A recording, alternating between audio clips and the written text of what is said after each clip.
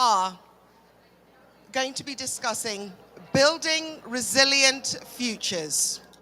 We're integrating science, technology, and innovation for climate adaptation. This event, of course, is all about Resilience Day. The scene was set earlier today in the Action Dome. We had a high-level event, and we heard at the highest levels of power why resilience is so very important. They set the scene for us, and now we are going to take it further. So today, we've got some guests who, again, will lay out what is going to take place today.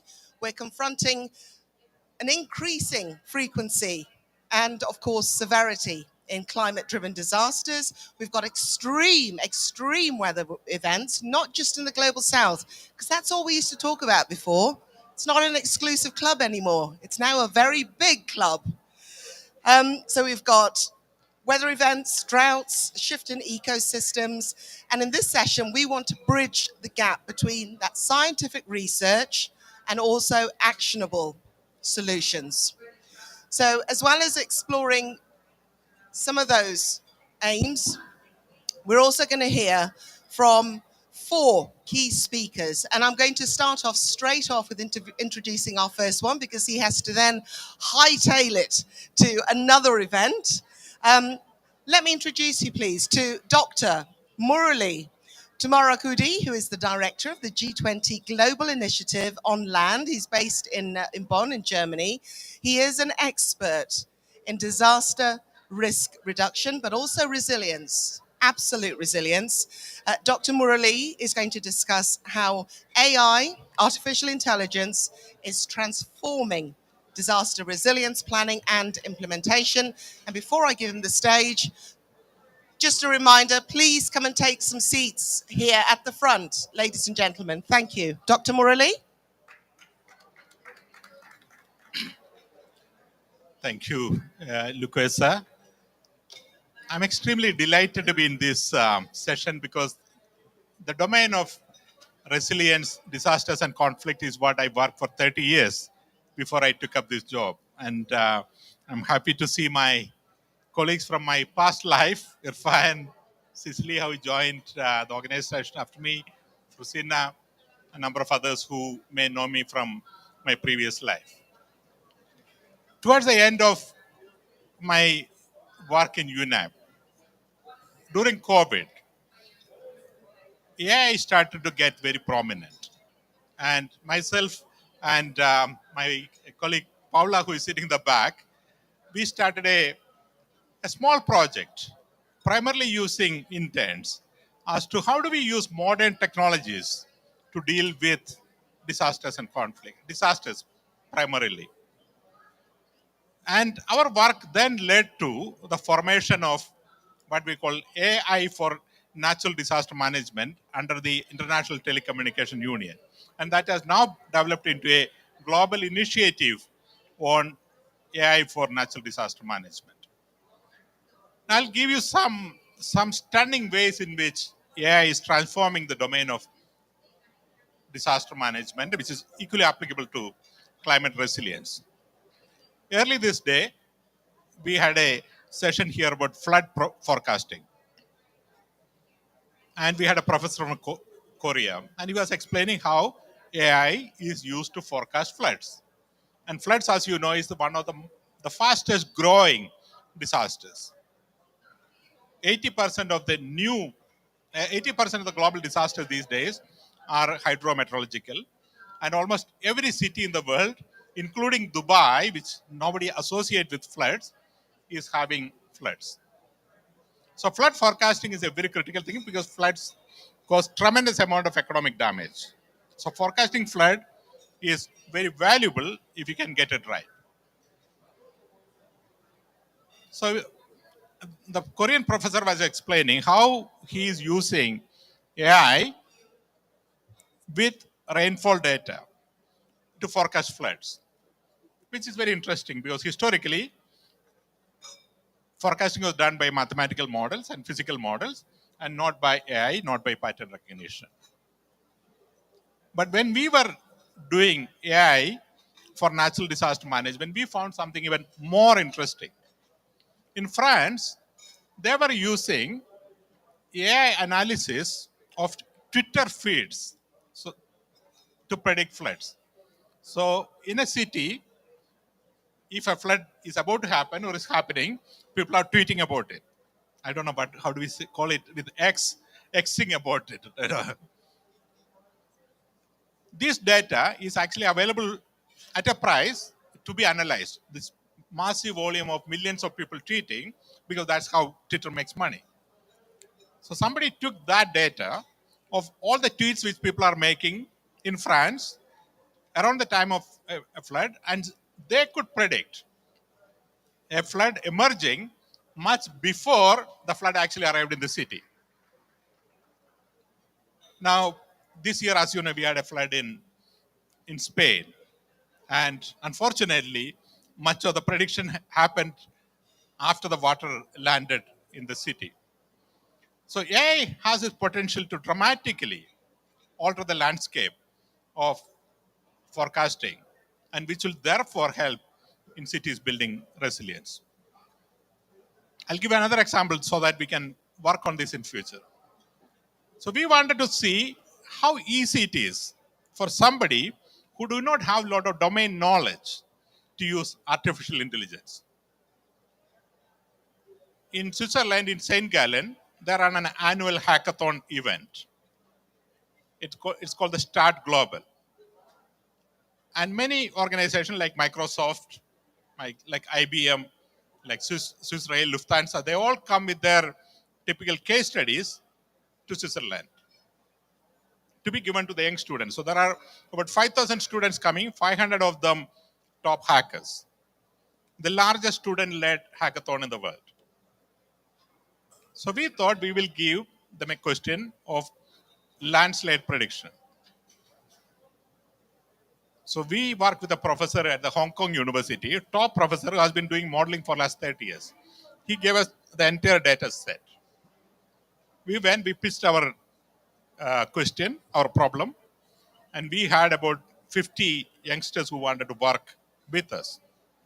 Now, some of these people, most of them who came had no background at all in disaster management. They did not understand landslides. They only understood AI. And we gave the data set. And 48 hours later, these youngsters who had no background in disaster management actually produced a model which was comparable to what the professor who had 30 years of experience predicted. Now we go back there every year.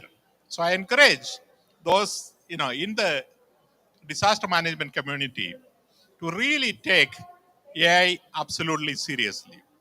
The potential for AI not only to predict, but also predict at scale. If you wanted to do climate modeling, resilience modeling, flood modeling, drought modeling, historically it cost a lot of money. But now we could use AI and citizen science, the power of youth, the potential to use hackathon as a way to properly model the entire world. And if you take it as almost like a wiki approach to AI, you could reach the entire world with accurate predictions, which can be constantly improved with a fraction of the cost. So I wish you'll have a lot more talking about technology here today, including AI. And I wish you'll have a very good discussion. I unfortunately have to leave for another meeting in 20 minutes. But I want to thank you for organizing this session and also inviting. I also want to thank you for coming. And I hope I'll have some opportunity to listen to you. Thank you.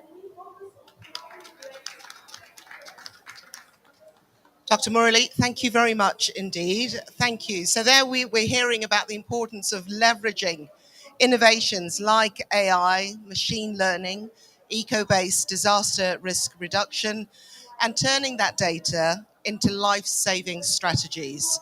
All of this, of course, building towards sustainable resilience for all those global communities. Okay, now welcome on stage, please, our next speaker. Irfan Makbul is the director of the Asian Disaster Preparedness Center, or the ADPC, based in Bangkok, in Thailand. And he's going to delve a little bit deeper into the role of innovation in combating land degradation, but also promoting climate smart agricultural practices. We're hearing that agriculture is one of the biggest drivers into land degradation. So if we can, if we can smash that one, we're on the right path. We may just hear a solution now. Mr. Makbul, welcome to the stage.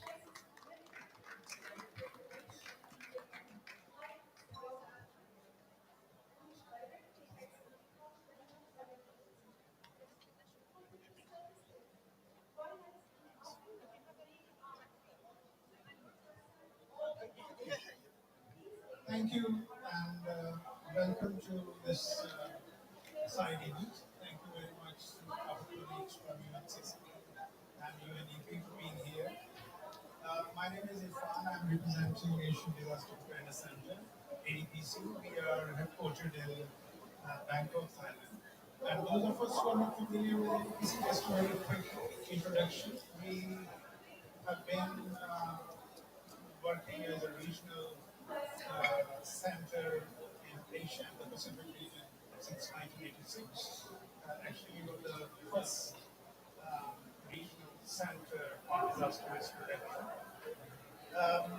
We are governed by a 9-country board representing South, Southeast, and Eastern Asia.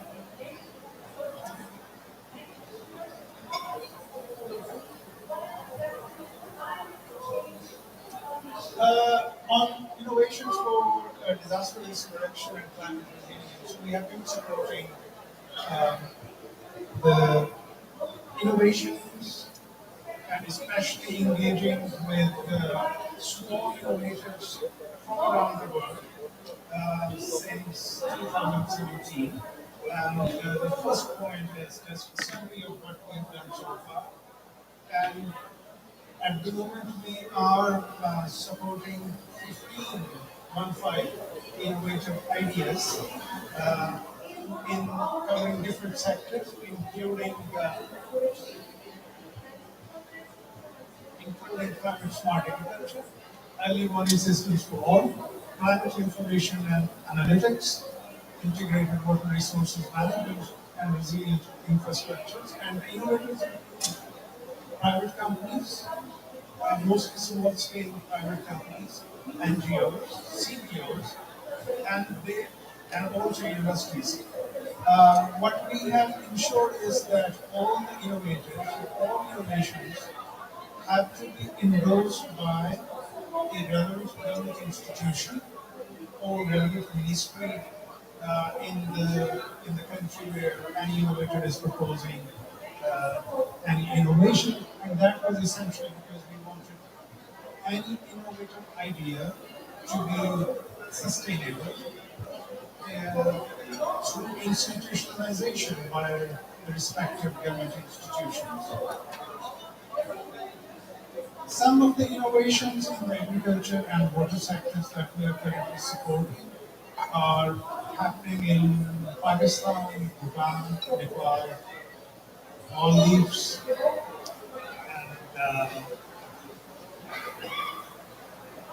and India. The details, I will go back to this slide. At the bottom of this slide, you can see a link, and if you click on that, it will take you straight away to the website that we have created with all the details on these innovations, and you'll get the background information where we are at the moment and what are the organizations or innovators who are implementing these ideas. I will spend some time on this slide. What we have done during the past 5, 6, 7 years on supporting innovative ideas in the region, one is without any endorsement by the relevant government institution or ministry or department, innovations are going to fall apart at the end of the day because they will not be sustainable once the project is gone and the funding is not available, who will sustain it? And here we made it mandatory for each innovator to get a government's formal endorsement and a commitment that they will institutionalize the proposed innovation. So that is the first lesson that we learned during the initial stages, and now we have made it mandatory for all innovators to get endorsement done by the relevant government institutions. And for all the innovations that we are currently supporting, basically those are co-designed by an and a relevant counterpart government agency. So, and they have provided in writing the government institutions that they will take it up after the innovation is complete and they will institutionalize it, and they are actually already integrating these innovations into their regular systems. Post-project engagement is an area where sometimes we don't really, because of different constraints, including financial resources, we just cannot integrate into our sustainability plans. And that's where we are also getting commitment from the selected innovators that in one way or the other they would be available to the communities or to the government institutions they are currently working with once the project is over. And because those innovators are, they have their physical presence in those countries. So what we have seen in the initial phases, that innovators or organizations who are implementing these ideas, they were available even after the project is completed to government institutions and communities for different follow-up advice and inputs on their innovative ideas. Third point is about establishing a regional hub. We don't have any in Asia, we don't have any regional hubs supporting innovations in disaster risk reduction and climate change adaptation. Different agencies, including UN agencies, there is one UN Global, they are supporting innovative ideas, but we don't have any mechanism where a regional hub is supporting countries, governments, and communities on certain innovations that have been implemented or scaled. So that's where at the moment we are in conversation with a few donors how to create or establish a regional hub that will also be supporting innovations on disaster risk reduction and climate change adaptation. We also noted that small-scale innovations are based on more opportunities and chances to sustain compared to large-scale expansive innovations. And that's why the initial projects where we supported pilot innovations, they were just for 50,000 to $100,000, and for upscaling it was between 200 to 250. And lastly, we also have noted that where we are doing large-scale investments in countries, whether through grants or concessional loans, innovations, because they have a short span of time for implementation for 1 year to 1.5 years, they can help create a momentum for large-scale investments in a particular country. Uh, and that's what we have also tested in one of our ongoing projects funded by the World Bank.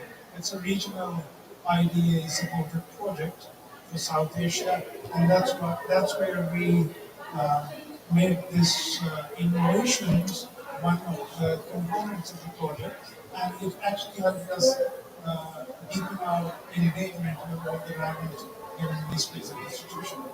So that's what I wanted to share, and we will remain available for any follow-up questions. Thank you.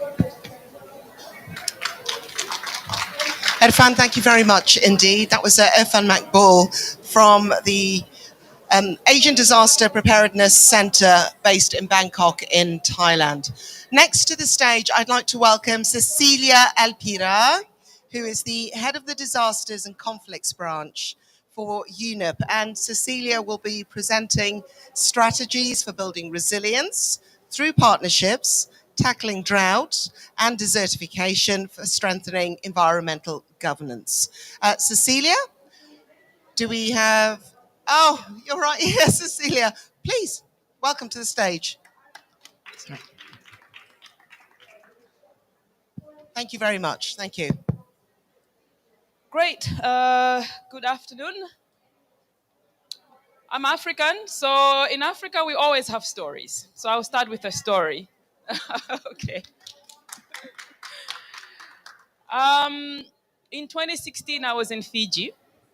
I don't know if any of you have ever heard of Cyclone Winston. No, maybe it's too far. Cyclone Winston was the largest or the strongest cyclone to hit the islands of Fiji. And I was living in Fiji at that time. And this was a very well publicized cyclone. It was all over the news, CNN, BBC. And after the cyclone, I was talking to communities, trying to understand what happened. There were so many deaths. And I was talking to a market counselor who was telling me that hours before the cyclone hit, he had to go to the market to force people to leave the market.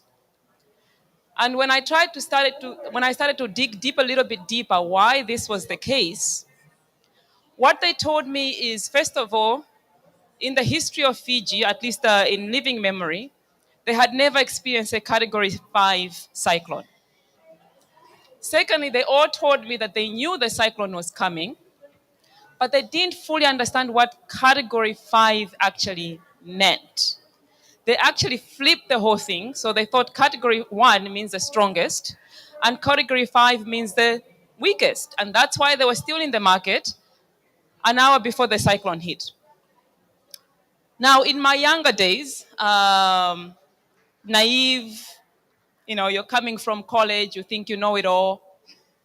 I also I was with UNDP Cambodia at that time, and we brought scientists to analyze and help us understand which provinces in Cambodia are going to be affected by which types of hazards. And there were two critical districts that were highlighted as critical. One was Kraches, which is on the Mekong. This was seen as a province that was going to be hit hardest by floods because it's on the Mekong. And Priavihia in the north, which was going to be hit hardest by droughts. So my naive science-based me, I designed a project for Jeff, and I designed piloting ideas for how to address droughts in Priavihia and how to address floods in Kraches. Got the money. Fortunately, we had at that time what they call the inception phase. So I had the opportunity to go back and engage with the community and understand really, was the project designed in a way that they really understood or really addressed their needs. And to my surprise, both provinces said they want us to focus on droughts. And I didn't understand why, when the science was clearly telling me that flood was the most important thing for Kraches. So we went to the communities to understand a little bit better. And they told me, Cecilia, we live on the Mekong. Our ancestors have always lived on the Mekong. The Mekong, we know at some point is going to flood. But when I have no water, I don't know what to do. Why am I saying all this? We can have our best intentions with science, with technology and innovation, but if we don't engage the communities that actually need these tools, then we've lost the game somewhere. So the point I'm trying to say in all of this is that for me, innovation is a means to an end. It's not the whole solution, it's part of the solution. So I was asked to talk specifically about partnerships, droughts, as well as ecosystem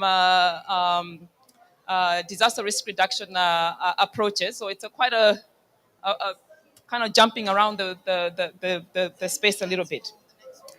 Now, when we talk about partnerships, where we're talking about innovation or delivering on the ground or in whichever way, most of us, at least in the UN system, we think of partnerships within the UN system. But the example I just gave you, for me, effective partnerships have to involve the communities that will be affected. And partnerships are messy, they're hard. It's actually easier just for you to design your project, deliver on the ground, and go home. But we also know in my community, we say one head cannot put the roof on the house. In the old times, they would construct the roof, and 10 people would lift the roof and put it on the house. So in my country, we say one head cannot do that. You need to bring the different expertise, the innovators, the young people, the financiers. I think somebody talked about the financing. Um, to really have an impact on the ground. Now, I just came from a station which was looking at youth, and I was really fascinating. It made me feel like a dinosaur, to be honest, because they come up with these quirky, crazy ideas that I think are crazy and weird, but actually work. And one of the things in terms of partnership is really the community. We're not just talking about the community on the ground, but the community, the young people who are coming out of university, who are coming out of college. They see things completely in a different way from the traditional way we've been trained and taught how to deliver and how to engage. We also know that innovation is not just technology and fancy ways of doing things. We are going back to the traditional knowledge, indigenous knowledge. We are starting to realize that they had figured it all out. It's taken us maybe 1,000 years to refigure out what our ancestors knew all along on addressing droughts or floods or whatever we are dealing with. Government partners are critical. How many here are from the youth sector? No youth. Private sector? Okay, a few hands. Government? Okay, the UN system? Civil society? No civil society. I think we have a fair good representation of how we address these issues. But in reality is we tend to work with those that we are comfortable with. The UN, we want to take to work with the UN because our systems are similar and so on. The civil society want to group together and that for me is part of the challenge. Now, we also in UNEP, where I am currently working now, we have what we call the PEDA, Partnership for Ecosystems Disaster Risk Reduction and Adaptation, which brings in a whole spectrum of actors from the academia, the government, the UN system, civil society, to pool our knowledge on how do we advance disaster risk reduction, how do we advance adaptation from an ecosystem-based perspective, but also how do we advocate and influence these type of platforms that we have today. Now, going back to the issue of droughts, as we heard from our moderator, it's not an exclusive club anymore. Every time you would hear the word drought, I think in the old past, you would think of the Sahel or the Horn.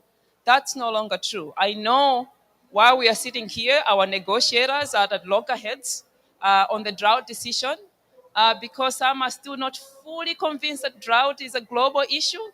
So I think there's a lot more work for us to do. But what we also know, again, coming from the UNEP side, is that ecosystems, healthy ecosystems are really critical, not just for flood management, not just for providing livelihoods for communities or food and shelter, but also for drought as well. Now, there are a number of things I wanted to share with you in terms of what are some of the areas that UNEP has been working in terms of bridging innovation, bringing ecosystems approaches for risk reduction, whether we're talking about disaster risk reduction, but also adaptation. First of all, UNEP and the PEDA network, this partnership for disaster risk reduction and adaptation, are the people who started to really push on this eco-DRR agenda. Now, eco-DRR, as I mentioned, it means ecosystems-based disaster risk reduction. It is part of the nature-based solutions. And some of you have come from Baku, and some of you were in Kali, or maybe you've been in all of those three. For me, one of the running threads across all these issues that we are grappling with is nature-based solutions. We know that nature-based solutions can tick boxes for climate change, for land degradation, for pollution, for desertification as well as so many other things. In UNEP, we have what we call UN Decade of Action, which is a partnership with FAO.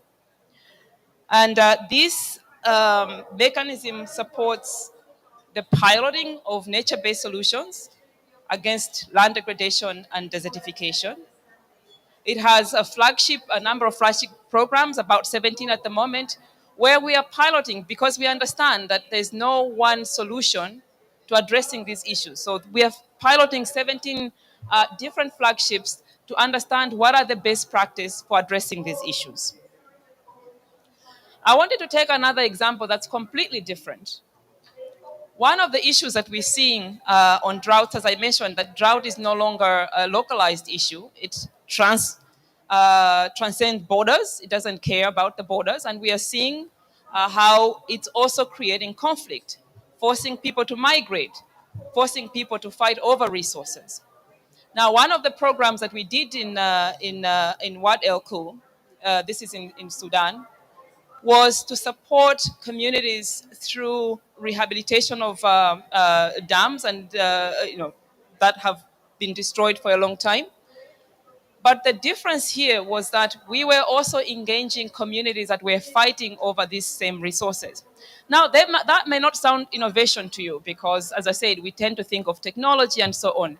But one of the challenges that we are seeing in many of these cases is that sometimes even our own interventions actually create conflict. You go to one community and you support that community without addressing the needs of the community that maybe are just across the border or across the village. In this case, we use this project to bring herders and farmers that had been fighting over the same water. They all want the same water, whether for irrigation or for animals. They want the same water for drinking and for growing crops and so on. And so in this space, we brought these actors together to identify the solution. And now one of the critical things, of course, when you're starting to look to discuss conflict is how do you measure conflict? How do you measure that your project has been successful in resilience building, in terms of resilience against floods or droughts, but also has brought social cohesion and cooperation among communities? And so one of the things that we did was for them to tell us what do they think could be an indicator to show that they're getting along. And they told us if we can come to each other's wedding, for us, that's social cohesion. For us, it means that I trust you, I can come to your wedding. And those are precisely some of the things that we focused on. And at the end of the year, at the end of the project, they did tell us not only do we have access to water, but we are understanding each other's needs much better and coordinating when we use resources, how, but also we are celebrating each other's weddings. It's a simple example, a little bit difficult to track, but for me, that is also an element of innovation. Now, I wanted to end with maybe more what's in your heads and innovation. One of the areas that UNEP is working on is with youth. We have what we call, if I can get this correctly, sports for nature, and also play for the planet. This is where I start to feeling like a bit of a dinosaur. Because the youth are gamers. millions and millions of young people are on their tablets gaming every single day. And how it's an opportunity to start the conversation about the planet, environment, land restoration, and creating a movement around these issues. They have the shared goals, they think alike, and it's a huge population that we can tap into. The other is sports for nature. Imagine, I understand Ronaldo lives here in Saudi Arabia, right? Imagine if we could just use somebody like him. I mean, how many millions of followers follow Ronaldo? And so that's a concept. We are starting to work with sports celebrities to start also influencing and advocating messages on ecosystems based restoration, land restoration, and so on and so forth, to start reaching to the youth and advocate for these issues. Let me stop here for now. Thank you very much.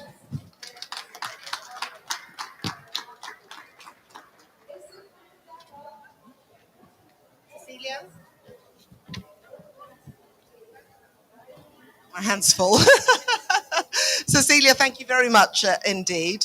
I'm just hearing that community engagement, listening really does count. I just wonder, I don't know, maybe it's an obvious question. Why are we only asking those questions now? You know, there's been so much work that's been going on. You do wonder how many resources have been wasted because we didn't ask that question. But obviously, we know now that it does matter. Our final speaker is Claire Tatiana Almeida. I'm hoping I pronounced that name correctly. Close enough. Well, come and do it correctly here. Let me just very quickly. Sorry, I've got my hands full with so many things at the moment. So Claire is from the Global Environment Facility, also known as the GEF, and she's going to share some insights on supporting climate change adaptation in the Global South. It's over to you, and I wonder if you could just correct me on how to say your name. Sure. I'll be now afternoon. Afternoon, everybody. My name is Glade Tatiana Almeida, and I work for the Global Environment Facility. And Cecilia is just such a brilliant orator. It's hard to follow after you. I can only aspire to have half the level of eloquence one day when I grow up.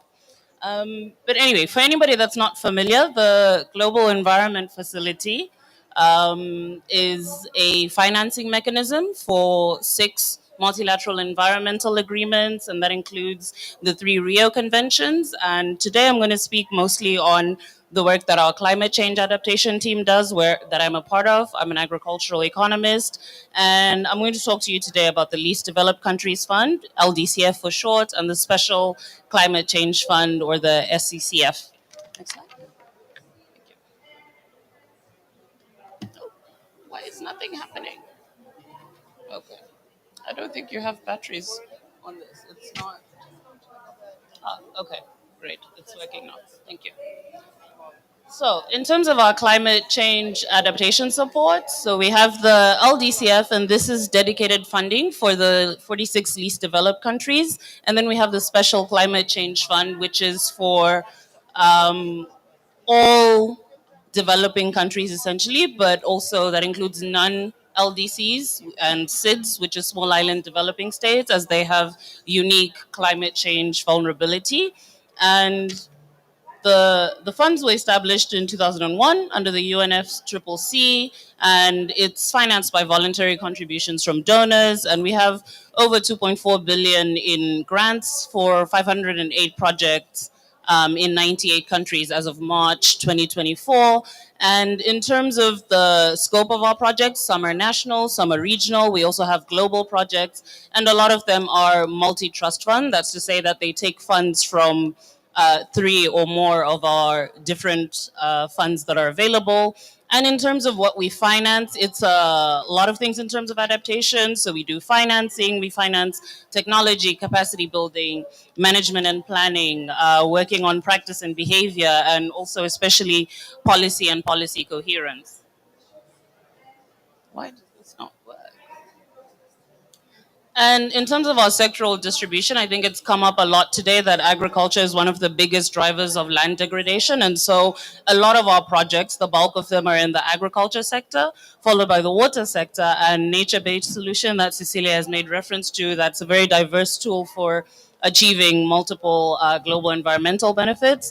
And then on the Special Climate Change Fund, like we said, it mostly goes to SIDS, small islands, and so it's natural that a lot of the interventions there are primarily in the water sector, and then agriculture and climate information services like the early warning systems. And it really, resonated with me, the importance of this, because I'm from Mozambique and I'm from Beta, which is a small city which is, below sea level. And about 5 years ago, we had Cyclone Idai, and it was of, serious magnitude. And like you said, the government knew ahead of time. People were warned, but, on the day off, you had young people on social media saying, oh, I have, the Friday off and I'm at the bar. And, and unfortunately, them and the bar were all swept away in the chaos. But I think one good thing that has come out of that, out of this disaster, is that people now really listen to the early warning systems. Even when you're told it's a level 1 magnitude, you see that people are boarding up their windows, they're staying indoors. And so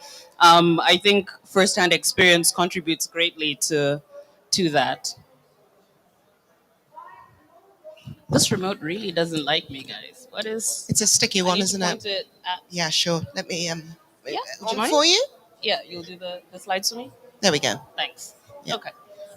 So in terms of our programming strategy, next slide. We have some core areas that we focus on, and it's mostly on building strengths and values. We try to address gaps and to be innovative, inclusive, and agile in our thinking.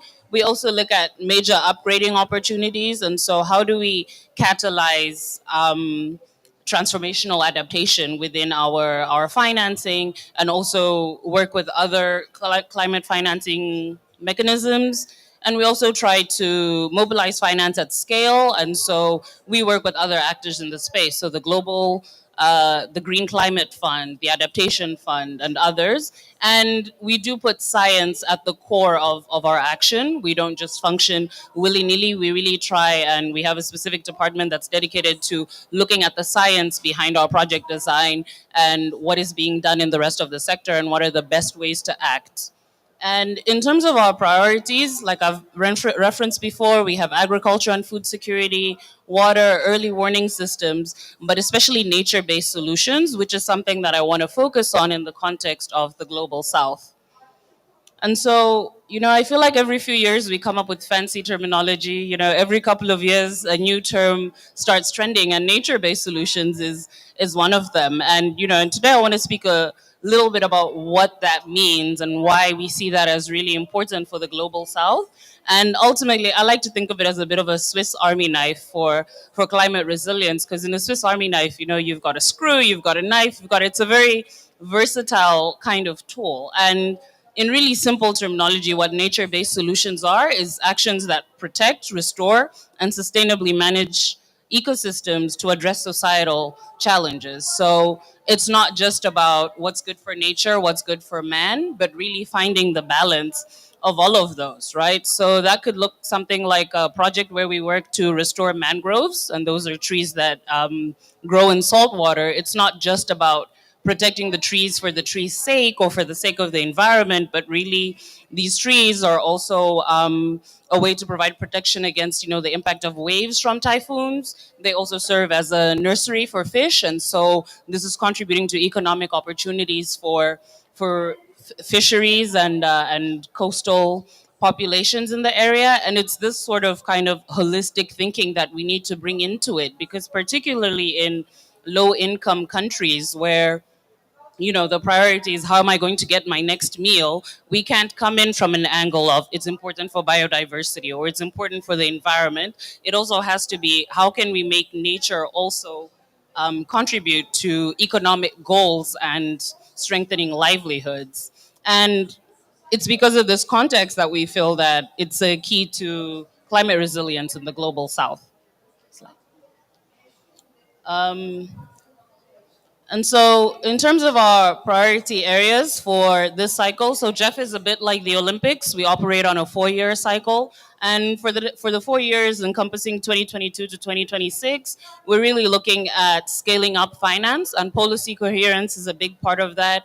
Very often, you have a Ministry of Agriculture that's telling you that you need to clear trees in order to show ownership of the land, but then you have a Ministry of Environment that's saying let's preserve biodiversity. So we work a lot in terms of policy coherence. How can we get countries to invest more on climate change adaptation and making them understand the value of climate change adaptation and addressing it to also meet economic goals. And we work on institutional capacity for that.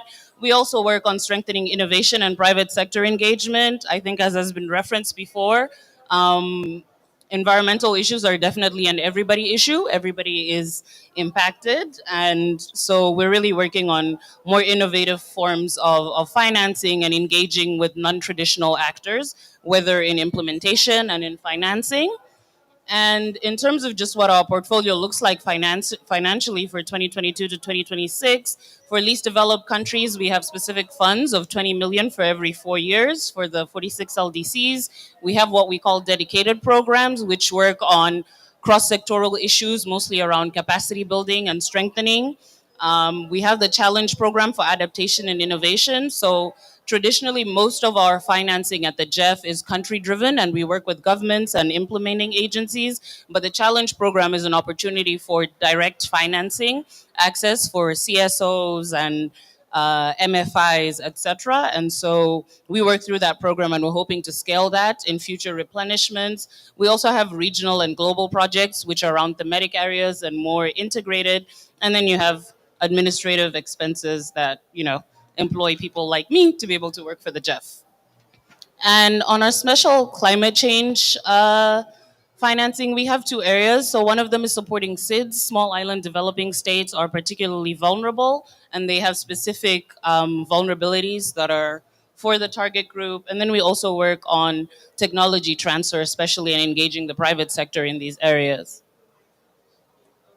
And as I said previously, our dedicated programs work on capacity building for our client countries, such as communications and visibility, outreach and capacity. How do they design projects, organizational learning and coordination? And we also collaborate extensively with other funds in the sector. For example, in COP28, we had a joint pavilion with GCF and other climate funds. And kind of just in terms of geography of where we're doing a lot of our climate change financing, a lot of it is in Africa because that's where most LDCs are, but we do have a few countries in Asia and the Pacific, and also SIDS in the Caribbean. And this is what the team looks like that's behind all of our financing. Okay, thank you very much indeed. I think we're a good tag team, considering that was the first time we've done that. So it's okay. Thank you very much indeed, and apologies for the technical glitches. Thank you. Okay, very quickly, please. Could I have my guests my speakers up on the stage? We have about 8 minutes. 8 minutes of questions. Do we have any questions from the floor? I wonder if I could start off with that, please. Any questions from the floor on the programming, the funding, for example, the disaster response? No? Okay. If you do, whilst we're just, yes, gentleman here at the end, please. If we could get the microphone to him, that would be fantastic. Thank you. If you could stand up, sir. Thank you. Thank you so much. I would like first to my congratulations to all the presentations made earlier. And I'm coming from Mozambique. You see, has been mentioned earlier, one of the countries. So I would like to know more about the criteria or how can our countries get the fund, if there are specific criteria that have been used, or how can we get the funds available to support our initiatives? Thank you so much. Just very quickly, what exact background do you come from in terms of organisation? Why do you need the funds just paint the picture for us very quickly. Because I'm coming from Mozambique. Mozambique is one of the most vulnerable countries in the world. It is located at the Indian Ocean, Casa, and every year we suffer from the impact of climate change. Okay. So for us, investment funds to help the country to overcome the challenge in these areas is very, very important. That is why climate change affects the Mozambique's programs, the government programs. And, is it mitigation or yes. is it response? What's your highest priority? Yeah, in every, I mean, Okay. yes, in all the areas, mitigations, response, and okay. Yes. Thank you very Thank much. you. I'll open that to yes, and we will have another question here. But first off, access to funding. How do you go about that? Yeah. So at the GF, like I said, we are very country driven. So in all of our client countries, we work with the Ministry of Environment. And within the Ministry of Environment, we have what we call an operational focal point. And internally at the level of the country, you have national adaptation plans and all of these other plans that countries have for themselves. And if they're signatories of the conventions, they automatically qualify for that right. So at the level of the countries, for example, in the case of LDCs, they have an allocation of 20 million per country. So the countries sit down and strategize and think what are the priorities in order for them to achieve their adaptation goals. And they work through what we call implementing agencies. So we work with 18 implementing agencies, and you have FAO, UNDP, DBSA, several others, and they decide at the level of the country who is going to implement, and they do project design allocating those 20 million. So sometimes they can choose to do one big $20 million project. Sometimes they might do 2 or 3. But in general, the areas where we have funding available for is land degradation neutrality, for biodiversity, for climate change adaptation. And we work with the countries to kind of design those projects and help them mobilize co-financing. So Jeff as a whole, we only mobilize maybe 10% of available global climate financing. So our money alone is not enough. It's more catalytic. So we come in with certain money, but the governments also need to put in their own money, and we help them mobilize with other private sector, other funds in order to access the money. So to summarize, the main vehicle to get funding is actually your country's government, and that's the Ministry of Environment. And then we do have a few programs where the ministry can, like the Challenge program, where local organizations can apply for the funding through their government. Thank you very much. And if you want to find out more about how the process would likely take, because that's also a thing, isn't it? Exactly. That is a big issue. Make sure you come and speak to Cleared. Our next question from the gentleman, please. Oh, okay. My name is Otembo Israel from Uganda. My main question was actually going directly to her presentation when it comes into partnership. We're having challenges as local actors when it comes to systems that are in place, like UN agencies. Actually, it becomes very hard for local actors to partner with UN agencies. And so I'm asking, what are some of the systems you are putting in place so that this barrier is having an enabler and people are able to access the UN agencies, are able to participate in solutions that are really on ground? Because I'm coming from the perspective that coordinating refugee activities in Uganda and our refugee-led organization. And for the challenges that are happening, you find that something for us without us is not for ours. The main challenge is some of the local actors have been left behind, especially when it comes to meaningful participation.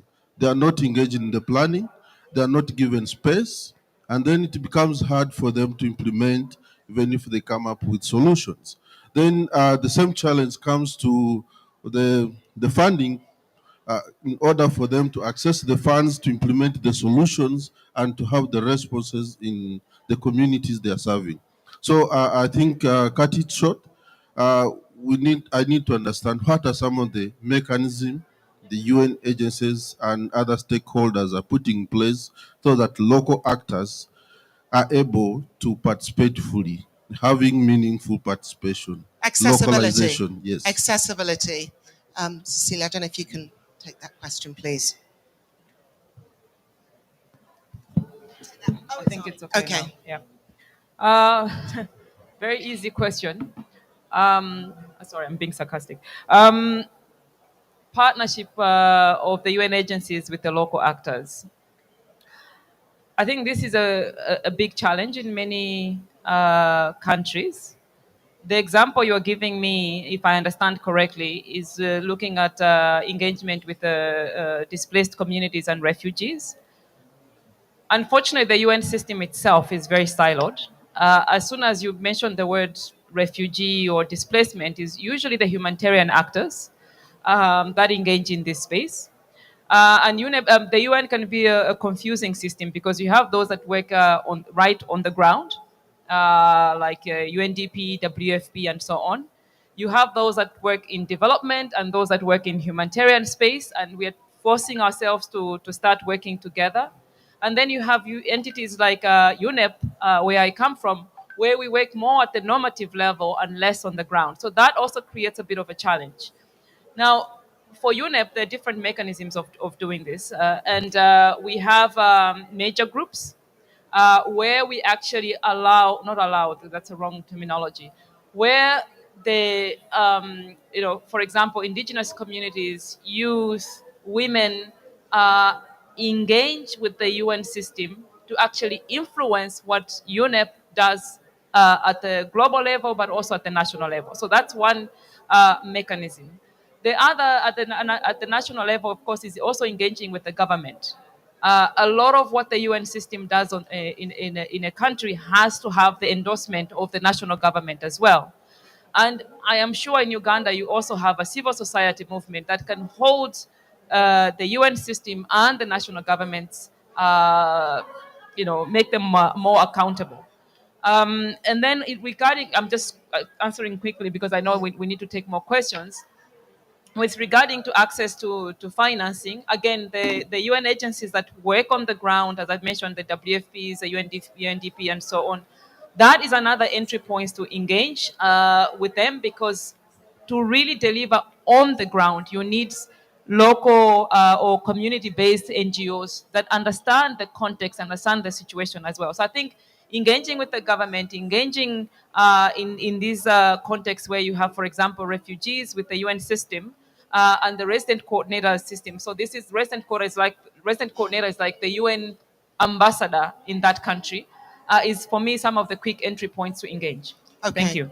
Cecilia, thank you very much indeed. If you want something more specific, Cecilia's there for you, okay? So I'm just going to put one more question to our guest, Mr. Makbul. Those strategies, you touched on some of those. Which ones do you think will be most effective when it comes to advancing innovations, particularly in the medium term? Long term just seems to be an issue.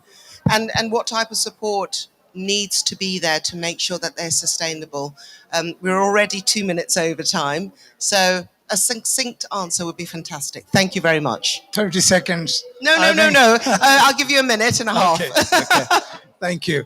What we are trying to, based on the lessons that we have drawn during the last 6-7 years working with both governments and communities, we believe that innovation should not be dealt as an add-on. It should be made an integral part of our project co-designing process. And the second is that we should promote and encourage young innovators, small companies or civil society organizations who are doing innovations. I was very impressed by the university students who did this film in the earlier session. So I think that's where we need to promote the innovators, especially the youth. The third is knowledge sharing is very important. Innovators are working in different parts of the world. but I think they still lack a proper platform where they all can converge and share.